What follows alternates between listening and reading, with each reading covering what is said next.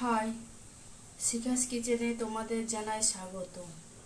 আজ আবারও একটা নতুন সুস্বাদু রান্নার ভিডিও নিয়ে চলে এসেছি তোমাদের সঙ্গে শেয়ার করব বলে। চলো, এখানে দেখতে পাচ্ছ আমি চিংড়ি মাছ নিয়েছি। আজ আমি পটল চিংড়ি বানাবো। ওই জন্যে প্রথমে নুন হলুদ ভালো করে মেখে নিচ্ছি। তারপরে কড়াইয়ে সর্ষের তেল দিয়ে দিলাম। তেল গরম হয়ে গেছে, মাছগুলো এবার দিয়ে দিচ্ছি। মাছগুলো ভাজা হয়ে গেছে, তুলে নেব।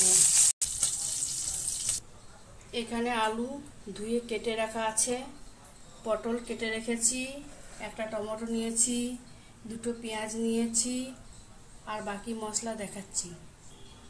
এখানে 3টে কাঁচা লঙ্কা নেওয়া আছে, আদা আছে আর রসুন আছে। এইটার মধ্যে আছে গোলমরিচ, গোটা জিরে, গোটা ধনে। এগুলো সব মিক্সিতে পেস্ট করে নেব। এবার তেলের মধ্যে আলুগুলো দিয়ে দিচ্ছি। অল্প নুন দিয়ে দিচ্ছি, অল্প হলুদ দিয়ে দিলাম, ঢাকা দিয়ে দিলাম। এগুলো সব মিক্সিতে পেস্ট করে নিচ্ছি।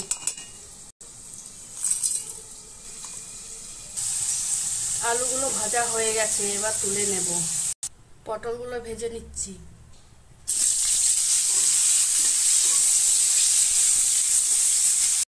এত অল্প একটু নুন দিয়ে দিলাম।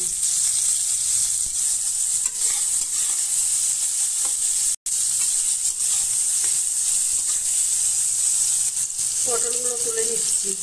এই তেলের মধ্যে তেজপাতা আর 5 ফোড়ন দিয়ে দিচ্ছি।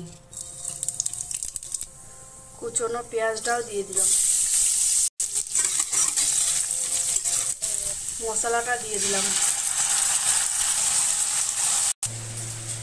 হাফ চামচ হলুদ দিয়ে দিচ্ছি, 1 চামচ নুন, 1 চামচ কাশ্মীরি লঙ্কা গুঁড়ো। মশলাটা ভাজা হয়ে গেছে, এবার আলু পটলটাকে একসাথে দিয়ে দেবো। আন্দাজ মতন জল দিয়ে দিচ্ছি, একটু ঝোল একটু মাখা মাখা থাকবে। জল ঢেলে দিলাম।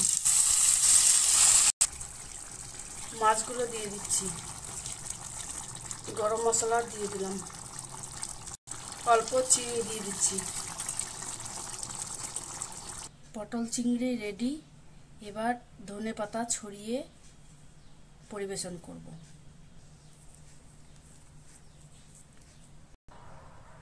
এটা আমার এই পটল চিংড়িটা আমার রেডি। আর এক রকমের পটল চিংড়ি আপনাদেরকে করে দেখাবো।